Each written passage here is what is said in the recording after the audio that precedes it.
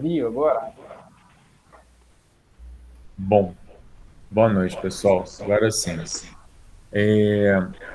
A gente está hoje com a ideia de falarmos sobre uma ação que está tramitando no STF, que é discutindo uma lei absolutamente absurda e que a gente está já começando. O Rodrigo deu um pontapé inicial aí, eu fui escrevendo também algumas coisas já pensando no Amicus Curiae. E essa semana ontem, hoje, acho que foi hoje mesmo, teve movimentação numa ADI que está há muito tempo parada no Supremo e que resolveu, de repente, tramitar, né? E que essa ação ela é totalmente maluca, assim, ela é totalmente absurda, ela estipula umas coisas, é um retrocesso imenso. Quer dizer, não a ação, né? Aliás, nesse caso é a ação mesmo, nesse caso é a proposta da ação é totalmente bizarra. E eu queria então que a gente falasse sobre essas duas ações, para a gente já começar a pensar em argumentos, em textos, em coisas que a gente possa usar para redigir esse Amigos. Então, Rodrigo, eu vou começar contigo e depois eu vou passar aí para o Saulo e Thaís para a gente falar dessa outra ação também. Ok. Tá todo mundo me ouvindo direitinho? Então, a primeira ação que nós temos é referente àquela legislação, aquela lei do Estado do Paraná, que eu mandei lá no grupo. Não sei se tiveram a oportunidade de ver e dar uma lida nela, mas basicamente a ação foi proposta pela, pela Aliança Nacional LGBT mais, junto com a Abrap, e questionando a inconstitucionalidade, né, dessa lei estadual no sentido formal e material.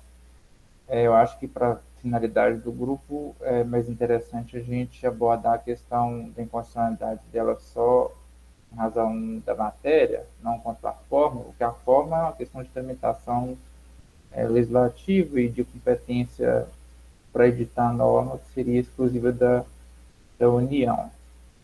E aí eu até fiz uma provocação lá no sentido da gente ter, com participação de todos, aí uma visão múltipla, né, do que consta da lei.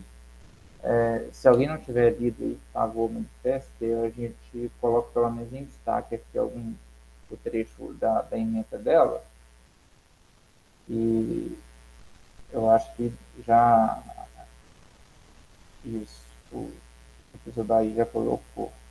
E, Eu coloquei só o texto da lei que está sendo questionada, só para vocês entenderem o tipo de sandice que é. é, e essa emenda já resume praticamente a norma inteira, né? Porque a norma são dois artigos e o artigo primeiro é praticamente o que consta nessa emenda que, o professor colocou. Então, basicamente, a questão de, do poder público agindo de forma ativa, né? Eu estava até conversando com o Alexandre um pouco mais cedo sobre isso, uma questão de um argumento que a gente poderia utilizar, agindo, né, de forma ativa, não é nem uma questão assim de fazer, discriminar e etc., de forma escondida, mas ativamente fazendo proibições que servem para poder reforçar segregações diversas e também, para não dizer, aí a gente esbarra em uma censura, né? Porque é uma questão prévia que você não vai poder utilizar determinada terminologia, nem mesmo em e-mail que um servidor público for encaminhar para outro servidor público. E outra coisa também que é interessante, que eles colocam uma vedação a administração do Estado do Paraná, mas só que a gente sabe que concurso público, processo seletivo e afins, né, pessoas de estados diversos podem participar e aí tem esbarra nessa coisa desagradável que é a norma, que é uma afirmação de que o Estado do Paraná basicamente proíbe essas questões de flexão de gênero e afins. Então, assim, eu queria também, primeiro, após apresentar essa doideira, né, essa sandice, como diz o Bahia, que é essa lei do Estado do Paraná, ouvir as pessoas que tiverem opiniões a respeito de mérito mesmo, né, o que motivou a ser, o que vocês imaginam que motivou o Estado do Paraná a editar uma norma dessa, o que isso no cotidiano tem com efeito concreto, ressaltando que é um espaço, ela é voltada para um espaço institucional, né, um espaço público onde deveria ter o maior número de acolhimento possível, seja principalmente na educação, né, instituições de ensino, e a partir disso a gente ir lapidando como argumento que a gente vai inserir para nossa peça como âmbito escuro, que não pode demorar, porque o processo está com vista para a PGR, então logo deve ir concluído por relator. Então, a gente está trabalhando, adiantando o máximo possível aqui, mas isso não diminui em nada a importância de diversas visões que podem ser apresentadas e contribuir para a gente dentro dessa ação. E só reforçando, né, que os argumentos, as diferentes visões que forem, porventura, tiver as pessoas apresentarem aqui, o grupo apresentar, e a gente vai utilizar porque é mesmo uma construção conjunta, né, que é a ideia que a gente está aí nutrindo, né?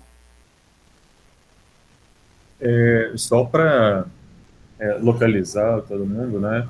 A gente tem já no STF alguns precedentes falando sobre a questão de alguns estados e municípios que tinham legislado para proibir a tal da ideologia de gênero nas escolas, ou não sei o quê.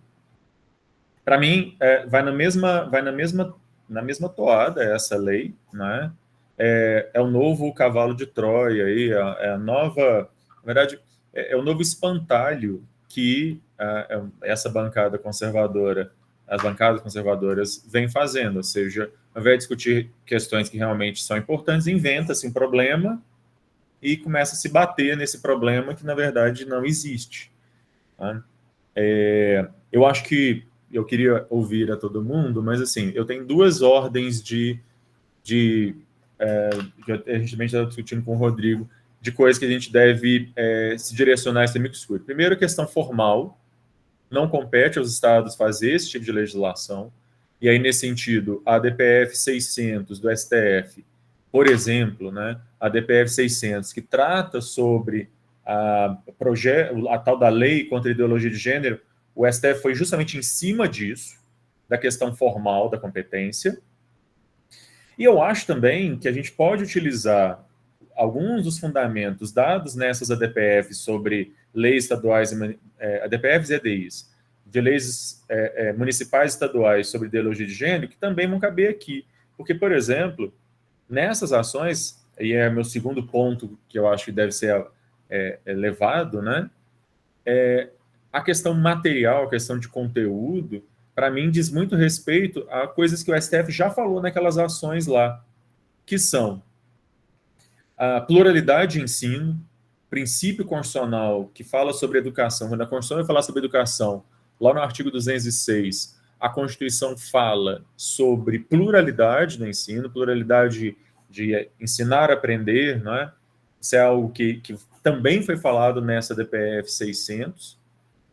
Então, eu acho que para mim, só para a gente começar a discussão, eu acho que tem esses dois pontos. A questão formal, me parece que a ação deveria bater nessa questão da inconstitucionalidade formal, ou seja, o Estado não tem competência para isso, porque isso é norma geral, e a norma geral é a LDB, e a LDB não faz esse tipo de questão, não fala sobre isso.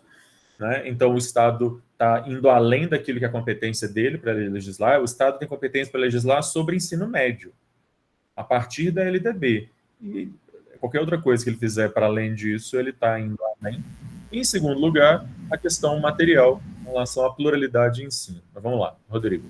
Não, é só com relação à inconstitucionalidade formal, eu não adentrei muito, mas a inicial realmente aborda essa questão que a legislação geral da LDB mesmo, que é a reserva de competência da União. Sim, eu acho que, e nesse sentido, eu acho que a gente acho importante nesse amigo citar os precedentes do próprio STF, dizendo que está vendo aqui, STF, vocês já falaram que estados e municípios não podem ficar inventando essas modas, então sejam coerentes com seus próprios precedentes, né? Então acho que vale aí a lembrança ao STF sobre os precedentes que ele mesmo, e não são nenhuma nem duas ações, não, sobre esse negócio de ideologia de gênero, o STF chegou a decidir pelo menos umas 6, a DIs e a DPF. Inclusive. Teve de Minas, eu lembro. Teve de Minas, teve do Paraná, de Goiás, foi uma festa esse negócio há um tempo atrás. E todas essas leis iguaizinhas, igual esse novo movimento aí, todas as leis que estão sendo aprovadas são iguaizinhas. A de Belo Horizonte e essa daqui é exatamente o mesmo, assim, basicamente o mesmo texto. Belo Horizonte aprovou esse negócio aqui também, né?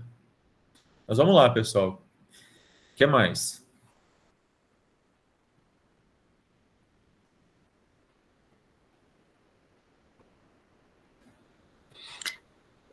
Precisava levantar a mão antes? Pode ir.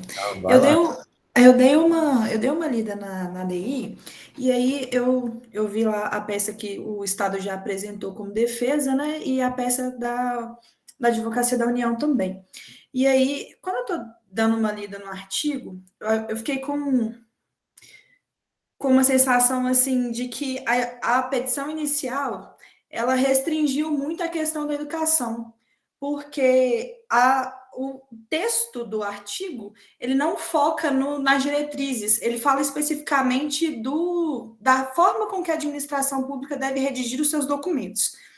E aí eles até apresentaram lá o manual de redação oficial, tanto da República quanto o manual do próprio Estado.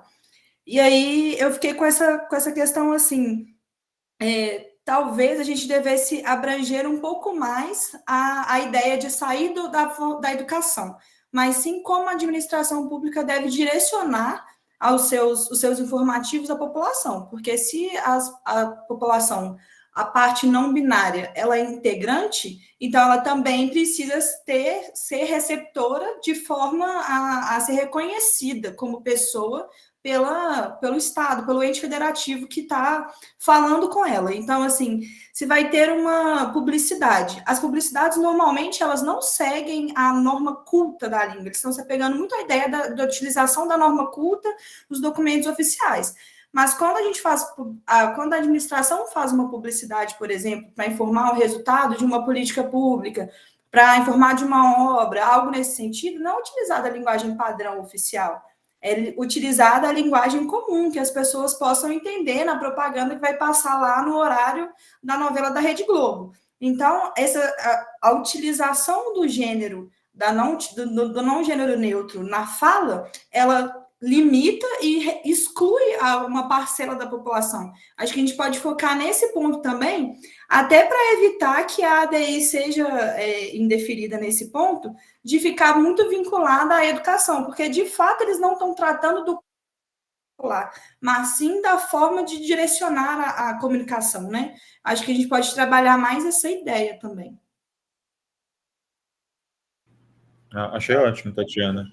E uma coisa, que você foi falando, eu lembrei que, então, eu acho que vale a pena a gente lembrar, né, falar do artigo 3º, inciso 4º da Constituição, que fala sobre que o Estado promoverá o bem de todos, sem discriminação de qualquer natureza. seja, fala lá cor, raça, sexo, mas depois termina falando em quaisquer outras formas de discriminação. Então, o artigo 3º, inciso 4º, acho que casa muito bem aí em cima disso que você está falando. Eu acho que vale a pena, pensando então na forma como a administração pública, né, deve agir nos seus documentos, talvez valha a pena então também citar o decreto federal que fala sobre essas questões. Claro, o Estado não está obrigado àquilo que o decreto, que a União estabelecer para a sua própria administração, mas já há um parâmetro, existe um parâmetro aí que é o decreto que fala sobre o uso do nome social, por exemplo. Existe um decreto da época da Dilma que fala que em todos os relacionamentos com a administração pública a pessoa pode usar o nome social, etc, etc. Então, claro, de novo, o Estado não está submetido à União, mas eu acho que dá para dizer, olha, já existe um paralelo aí, por que o Estado vai ser diferente daquilo que a União está estabelecendo. E isso que você falou também da publicidade, eu acho extremamente interessante, porque, de fato, o objetivo no artigo 37 da Constituição, quando ela vai falar sobre a publicidade, a Constituição fala que ela deve ter caráter educativo, informativo, e, portanto, ela tem que ter uma linguagem que seja uma linguagem, de fato, acessível. E eventualmente, essas agências, quando elas são contratadas, né, pelos governos para fazer publicidade, elas usam linguagem corrente, elas usam memes, elas usam gírias. Não vão proibir agora toda gíria, toda propaganda do governo vai ter que falar tu e vós, tá certo? Assim, vai parecer, sei lá, a linguagem da Bíblia. Óbvio que isso não faz sentido, porque não cumpre o objetivo que é informativo e educativo que você lembrou bem. Acho fantástico, acho. É bom que essa reunião está sendo gravada, mas acho que eu estou anotando aqui também. Eu queria acrescentar uma terceira coisa nessa história, que eu acho que é importante a gente também argumentar, qual é o prejuízo? Tá certo? Em que se está perdendo? Né? O que alguém está perdendo com essa história? Porque é muito nessa linha que o STF decidiu, e a gente vai falar sobre isso daqui a pouquinho, né? A DPF 132, quando falou sobre a união homoafetiva. A questão era um dos votos, o voto do ministro Aires Brito, que conduziu o julgamento, uma das coisas que ele falou foi muito isso. Quem é que está perdendo alguma coisa? Quem é que perde alguma coisa? Não é? Existe essa ideia de que, não, dentro da escola não pode o professor falar sobre esse tipo de coisa. Eu acho que a gente vai ter que abordar isso também por esse lado, mas pensando na forma de publicidade da administração pública, na forma como ela lida com os cidadãos, é isso, ela tem que lidar com todos, e todas e todes, né? Ou seja, ela não pode ser só de alguns, porque se ela é só de alguns, isso fere um princípio básico, que é a ideia da supremacia do interesse público, né? Relido aí por uma matriz democrática. Achei ótimo. Anotei tudo aqui, eu acho que vamos ter que trabalhar isso sim. Eu anotei aqui também, e complementando o que você acabou de dizer aí, a questão de toda é que sai perdendo, e mais que isso, né? A norma veio para qual finalidade, se não para excluir? Isso é uma coisa assim, né? Eles externalizaram uma coisa que assim, já é vedado pela própria Constituição, a conduta não positivada, mas eles chegaram ao ponto de positivar.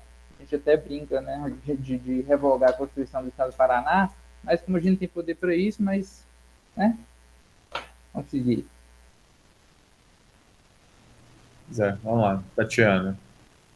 Eu até esqueci de comentar, da gente expandir também para o que eles colocam na justificativa da proposta de lei, porque lá eles colocam a justificativa, né, do deputado que apresentou, ele fala exatamente da disputa de poder que a língua tem. Ele até cita um trecho lá do George Orwell, de 1984, e é importante a gente falar isso também, que essa padronização da língua, ela traz uma marcação grande de uma dominação de um espaço misógino e homofóbico também, né?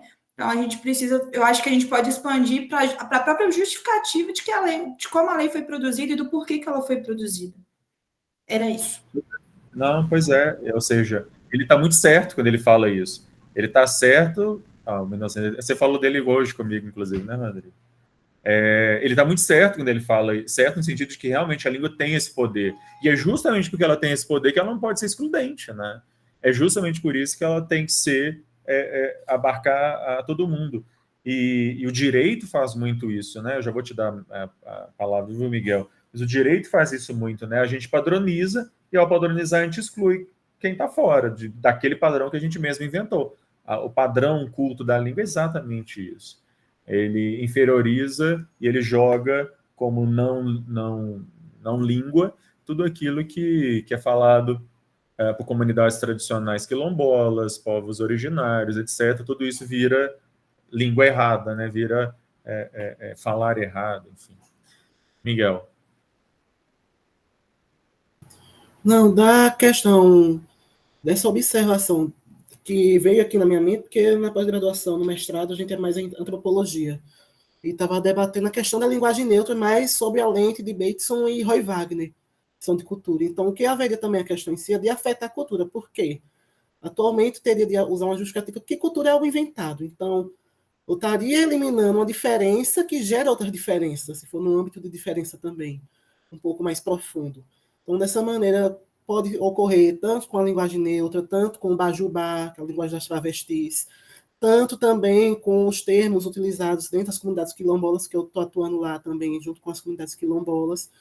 Então, há de verificar também essa questão de bater na tecla de um certo epistemicídio, uma certa nulificação do outro, mas também de botar o ser não binário como não ser, de não haver um outro, essa alteridade, e de eliminação dessa diferença, não haver essa replicação de uma diferença que gera diferença, ou seja, não haveria mais invenção de culturas, não haveria mais uma riqueza linguística. Então, haveria essa questão da invasão da competência, mas de tentar impedir inovações linguísticas, porque a língua é viva, e além da língua ser viva, ela vai ter que sempre se moldando. Por exemplo, não se usa mais vosmecê, um tu, você. Então, algumas pessoas teriam que verificar que eu estava até discutindo com um professor de antropologia. Não tem como ser algo imposto, mas é uma realidade que já está ocorrendo. Então, cabe à sociedade não é de tolerar, mas sim respeitar a existência dessa diferença e verificar dessa diferença não somente com a riqueza linguística voltada para a orientação sexual e identidade de gêneros, a população LGBTQIA+, mas é voltada também à diferença cultural em si. Então, teria que bater nessa tecla. Muito bom. Não, eu acho que é por aí mesmo. E isso casa com a ideia de pluralidade mencionada desde o artigo 1º da Constituição. A Constituição fala sobre pluralismo desde o artigo 1º, e na educação mais ainda. Então, enfim, óbvio, né? Eu acho que isso é um ponto que precisa ser falado também. Eu anotei, inclusive, essa parte. Valeu, Miguel. Igor. Boa noite a todos, todos. Eu gostei bastante, eu queria só complementar, continuar, né, nessa abordagem cultural da língua. Eu acho bastante interessante que um estudo que eu estava fazendo, até do caráter decisório também, né? A gente estava falando sobre a informação, informativos, o aspecto informativo da publicidade do Estado, mas o aspecto decisório também é importante, ou talvez até mais importante, que a linguagem seja acessível, que integre aquela pessoa que vai ser o destinatário daquela decisão, né? Eu lembro que recentemente, acho que o ministro Barroso até falou, quando ele assumiu a presidência do CNJ, de que ele estaria propondo uma linguagem mais simples das decisões, até mesmo judiciais. E a questão cultural, inclusive, por exemplo, para outros, né, os povos que integram o Brasil, né, os índios, os africanos, né, os quilombolas, os indígenas, eu lembro de um livro que citava que uma decisão, um tribunal exterior, se eu não me engano, da Austrália, há alguns anos, precisava tomar uma decisão sobre uma empresa que queria explorar a mineração em uma terra indígena. E os indígenas pediram para falar diretamente com o tribunal sem ser intermediados por um advogado.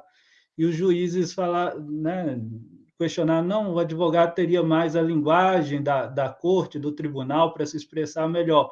Mas os indígenas falaram, olha, eles podem ter a melhor linguagem, mas eles não vão saber expressar a nossa cultura com a linguagem jurídica de vocês. Eles não vão saber expressar o que essa terra significa para a gente. E os juízes, numa decisão extremista liberal, decidiram deixar os indígenas manifestarem do jeito deles, mas aquela manifestação não foi absorvida pela formalidade processual, né?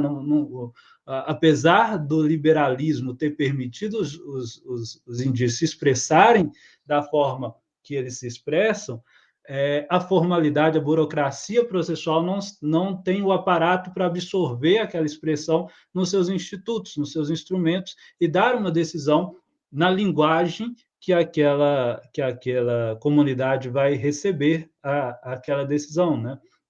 E a questão cultural, até é interessante, um exemplo pessoal, eu conversava uma vez com uma portuguesa, e assim, mais jovem, assim, não entendia muito a diferença, e uma vez, ela usava muito a expressão tu, para se referir a mim, né? Tia, eu usava essas expressões que é mais comum de serem usadas na linguagem cotidiana portuguesa do que aqui no Brasil. E uma vez eu indaguei ela por que ela usava muito tu e não se referia a mim como você. E isso foi ofensivo, porque você, para eles, é extremamente formal, né? E eu estava desconsiderando que eu teria uma amizade com essa pessoa, né? Foi extremamente ofensivo. Mas aqui no Brasil, se você chama um ministro do Supremo de você que é o ofensivo. Então, assim, essa diferença de linguagem cultural é importante ter esse aspecto nas decisões, na tratativa, até da forma como o Estado se comunica e decide também. Sim. Há muito tempo que a gente fala no direito de uma simplificação de linguagem para que, na verdade, a nossa linguagem hermética ela é uma reserva de mercado, né? Mas não deveria ser assim, não. A pessoa deveria conseguir entender, pelo menos, a maior parte das coisas que são faladas. E se ela não entende, ela não consegue efetivamente participar. Né? Ok, eu acho que, não sei se mais alguém quer trazer mais alguma outra contribuição para essa ação que eu queria, se o Rodrigo tem mais alguma coisa para falar sobre essa ação, que eu queria então a gente falar da outra. Eu queria só agradecer e pedir, caso o Igor se lembre do, do caso, né, do livro, se não me engano é australiano, né, que ele disse, seria interessante a gente... Eu tenho ele aqui marcado aqui, até porque eu ia usar ele numa pessoa. Eu tenho ele aqui marcado, eu posso compartilhar lá no grupo, lá também depois. Ótimo, ótimo. Porque aí a gente vai acrescentar bastante. Eu anotei aqui também, vai a questão que a Tatiana fez a contribuição de não ficarmos adstritos, né, à questão da educação, porque realmente, embora conste a petição vai muito, e parece até que morderam uma isca, né? Porque a norma diz, inclusive, instituições de ensino, né? Inclusive, não é apenas, né? Não é nas instituições de ensino, mas é a administração pública como um todo. Isso, junto com a questão da publicidade da administração pública, né? O prejuízo que seria a finalidade pública que você mencionou. A questão cultural eu achei sensacional também, que é a questão da língua, que a língua é viva, né? E esse impedimento de surgimento de novas culturas. Eu fiz essas anotações aqui também em forma de tópico para a gente acrescentar lá. Beleza. Lucas. Dando um gancho no que a Tatiana falou, eu acho que posso estar até meio reducionista aqui, mas a questão sobre flexão de gênero, eu acho que ela poderia ser discutida até próprio através da DO 26, porque vai falar sobre essa relação de impedimento da preservação da identidade de gênero. Então, eu acho que seria um tópico interessante a DO 26 ser mencionada ali. Só isso. Eu acho ótimo, porque no final das contas o que essa lei ela é homotransfóbica, né? Ela é principalmente, ela é contrária justamente ao reconhecimento que o STF faz na DO 26 de que discriminação em pessoas LGBT, mas ela não é aceitável, quase. Ao contrário, é um caso de racismo, né? Eu acho que sim. Acho que vale a pena mencionar também a decisão, combinando aí a DO 26 e o mandado de Justiça 4733, a decisão conjunta das duas ações. Que foi inclusive objeto da nossa última aula, né? Antes da greve. Ok, pessoal, vamos lá. A outra ação, e depois a gente pode voltar nessa também, não tem problema não, só queria aproveitar a presença de todo mundo aqui para falar da outra ação. Saulo e Thaís, se quiserem começar aí. Boa noite, pessoal, a todos, todas e todes. Vou pedir licença, Thaís, para começar falando. Thaís, se você quiser me interromper aí, qualquer momento, fica à vontade. Vou mandar para vocês aí no chat, para vocês poderem consultar essa ação. É ridículo, na verdade, faz a gente passar um pouco de raiva. No polo, é uma ação direta de inconstitucionalidade, que no polo ativo está lá o Partido Social Cristão, e eles querem ver a declaração de inconstitucionalidade do teor da resolução número 175 do CNJ. É uma ação movida lá em 2013. Para quem não conhece, o provimento 175 do CNJ foi uma forma do CNJ em impedir a recusa das autoridades competentes de converter a união estável em casamento, o que foi extremamente necessário. Isso existe porque havia uma recusa das autoridades competentes. Um exemplo de algo que tenha acontecido aqui, Mariana, que eu estou acompanhando, eu estou colaborando com um coletivo LGBT daqui de Mariana, que tem algumas meninas trans que estão precisando urgente retificar o nome, né? Hoje a gente tem a questão da gratuidade, até fui conversar com o Alexandre sobre isso. Está tendo uma recusa das autoridades competentes seguirem esse provimento, que é o provimento 73, enfim, então, extremamente necessário esse provimento 175, que de fato pôs fim a essa resistência que existia. Então, desde 2013 teve essa ação, tem alguns amigos curi já nessa ação, como o IBDFAN, por exemplo, o Paulo Iotti. Desculpa o barulho aqui, pessoal, é que eu tenho um cachorro de 40 quilos apanhando de um gato de 5, mas eu vou deixar eles ali se resolvendo. Bom, o mérito dessa ação é uma questão muito burra que eles estão levantando, algo que já é pacificado, algo que foi falado, inclusive, no julgado, que reconheceu a união homoafetiva como entidade familiar, né? Era uma discussão que já era que não era nem para existir, mas está existindo. Basicamente, fundamentada na máxima de Montesquieu, tá? A petição inicial vem falando de separação dos poderes, utilizando da máxima de Montesquieu, falando que o STF está usurpando uma função do poder legislativo, toda essa pataquada que a gente vê aí sendo falada. Inclusive, o objetivo dessa ação, eu acho que é claro, que na verdade, eles vão receber uma resposta negativa do STF e depois, como o Alexandre falou, sair falando por aí que o STF quer destruir a família tradicional e tudo mais. É uma ação que só serve para isso, mas que seria muito interessante mesmo da gente atuar nela, né? Enfim, você quer falar, Thaís? Você que viu essa questão mais do mérito aí, essa questão das competências que a ação está discutindo. Pessoal, boa noite. Saulo e eu, a gente estava conversando mais cedo, a gente percebeu dois problemas nessa problemática toda. O primeiro em relação à competência, que não cabe essa discussão aqui. O CNJ, sim, ele é competente, né? É mais uma usurpação de competência no sentido de falar que o CNJ não teria competência, mas tem, até porque essa resolução foi criada em virtude da DPF 132 e da arguição do descumprimento da ação direta de constitucionalidade 4277. Então, a gente vê que essas decisões têm efeito vinculante e erga omnes. Então, de certa forma, a gente precisava de uma decisão de um provimento, de uma resolução de algo para unificar essas decisões. Então, isso já cai por terra, né? Não seria nem uma questão de mérito, seria até mesmo uma questão de preliminar, antes da gente discutir o mérito em si. E uma outra perspectiva que a gente fala, a gente poderia até falar da questão da recepção da Constituição Federal sobre o tema. A gente já cansou de discutir isso aqui no semestre passado, no sentido de que a Constituição, ela não limita sujeitos de direitos, e muito menos os direitos. Aquilo ali é um rol mínimo, né? E quando a gente está falando de expressões da língua portuguesa, também não é no sentido de redução de direitos, muito pelo contrário. Então, a gente percebe inúmeros problemas, e fato é essa lei é desde 2013, tem mais de 10 anos.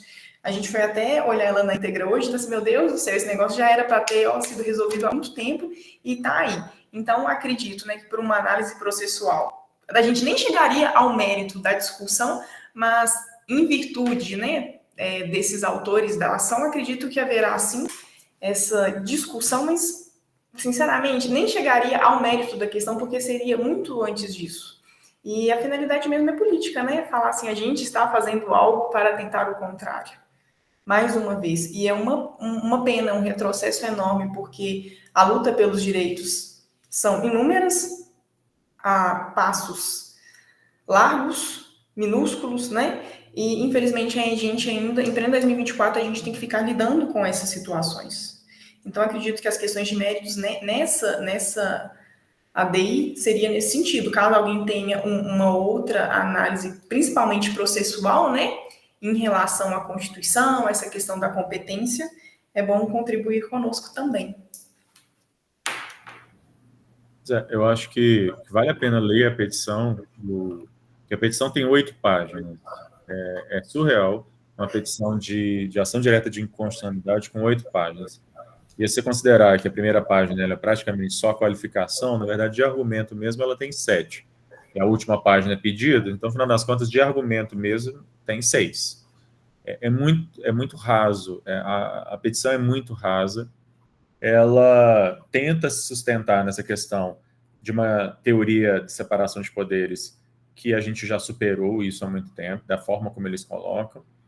E ela também acaba indo, e acho que isso é uma coisa que é importante ser mencionada nesse amicus, em dois ministros que, de maneira lateral, quando estavam julgando, eles disseram que, bom, ok, a gente vai reconhecer a união afetiva, mas ela não implica em todo o restante, adoção, casamento, etc. Mas, na verdade, dos 11, só 3...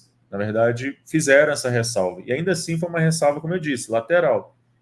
Para a gente usar os termos lá do direito americano, né? Não é a ratio decidendi, é algo que é só obter dictum. Eles citam 2 desses 3 ministros, um deles foi o Gilmar Mendes, que na época fez essa ressalva, mas isso não está presente no acórdão, na maneira que você pegar o acórdão, o que a maioria, afinal de contas, decidiu, isso não está presente ali. E como a Constituição diz que a lei facilitará a conversão da união estável em casamento, não tem porquê a gente estar discutindo esse tipo de coisa, né? O provimento do CNJ, ele aconteceu porque alguns tribunais de justiça insistiam em não fazer esse passo. Minas, por exemplo, é um, e precisou que o CNJ fizesse essa decisão, essa norma, para Minas passar a fazer. E, sinceramente, eu acho também que nessa petição a gente precisa falar da perda de tempo e dinheiro público que é a existência de uma ação dessas, com o judiciário extremamente abarrotado, com 300.000 ações, e o objetivo claro, que não é... O objetivo claro que é político, não é sério, não é uma ação séria, que lá não é sério, né? Se fosse minimamente sério, eles já teriam desistido disso há mais de 10 anos. Beleza, fizeram a ação lá, logo que saiu a decisão do CNJ, mas passados mais de 10 anos eles continuam insistindo nesse trem. Menor cabimento isso.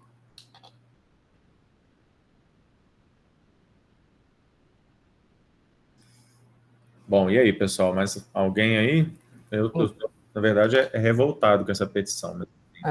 Causa revolta mesmo. Ale, dá licença, só queria avisar o pessoal que a gente mandou essa petição inicial ridícula lá, acho que foi enviada até 3 vezes Mas quem não tiver conseguido acessar, está lá no nosso grupo do WhatsApp. Beleza. Rodrigo.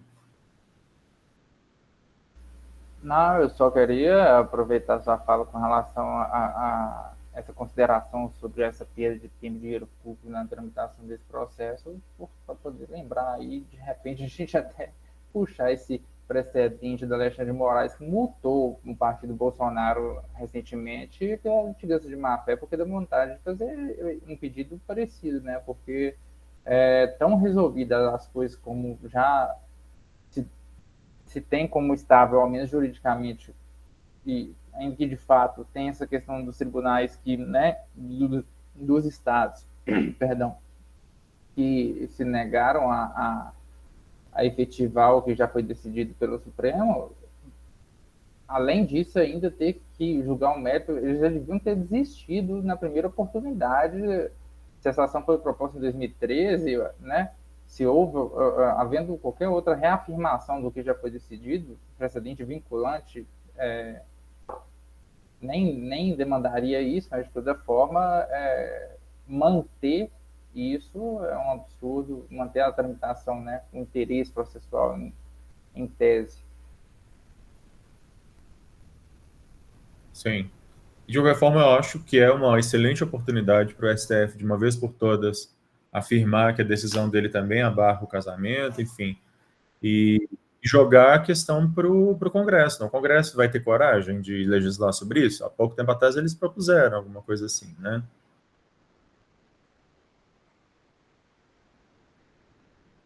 Bem-vinda, Násia. Há pouco tempo o Congresso tentou isso, mas o Congresso é aquela coisa, ele não legisla. Ele não legisla nem para reconhecer o direito ao casamento, mas também não legisla para tirar. Ele não tem, simplesmente eles não têm coragem. E aí cria-se essa coisa junto ao Supremo para dizer, tá vendo? O Supremo, o Tribunal Federal está passando por cima do Legislativo. Né? Enfim, eu acho que isso precisava inclusive ser mencionado nessa ação. Inclusive, a gente está vendo isso, aproveitar enquanto ninguém está manifestando ainda, e para a gente manter aqui de pé o debate, o Alexandre, a gente tem essa questão que agora o Senado abriu fogo também com relação à droga, né? A posse de qualquer quantidade de drogas. Qual a finalidade desse negócio ser tramitado lá no Senado? O que o Rodrigo Pacheco quer com isso, se não se projetar como um agente da República poderoso que quer ser governador de Minas, que está candidato a presidente, né? Então, sim, é o poder pelo poder mesmo que está exercendo, só que em questões fundamentais, apenas esse cabo de guerra com o Supremo mesmo, né? E criam esses factores políticos, esses espantalhos para a gente ter que enfrentar e aí ter matéria no jornal o dia inteiro queimando esse tipo de coisa e ter substância para poder munir até o eleitorado e as candidaturas que vêm por aí, né? Sim. Menor dúvida, é um uso político, né, do Supremo Tribunal Federal com objetivos que estão muito longe dali, do mérito da ação.